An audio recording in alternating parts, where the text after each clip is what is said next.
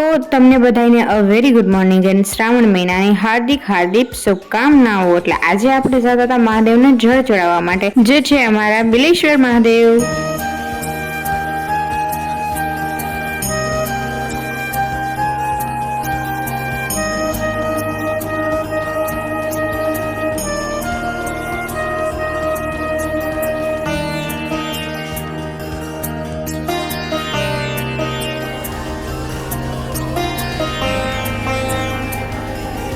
એક લોટા જળમાં તો મેં કેટલું બધું માંગી લીધું। પછી આપણે હનુમાન દાદાના અને રાધાકાના દર્શન કરી લીધા અને મમ્મીને ઘરે પૂજા માટે પીપળાના પાન જોતા હતા, એટલે પૂજારીને કઈ ઈ તોડાવી લીધા અને પછી મંદિરે છે ને દર્શન કરીને થોડીક વાર બેસવું પડે, એટલે થોડીક વાર બેઠા। ઘરે આવીને આપણા બિલોરાણીની ચાવી લઈ અને નીકળી ગયા હતા કામ ધંધે જવા માટે। કામ ધંધો કરવા પડશે ને એટલે આપણે મસ્ત મજાની આપણી બિલોરાણી કાઢી અને નીકળી ગયા હતા। હું મારી બિલોરાણી લઈને તો એમ જતી હોય કે જાણે સાહેબ મને 50,000 વાગા દેતા હોય, પણ કાંઈ વાંધો નહીં, મારો ખર્ચો નીકળે ને એટલું ઘણું છે।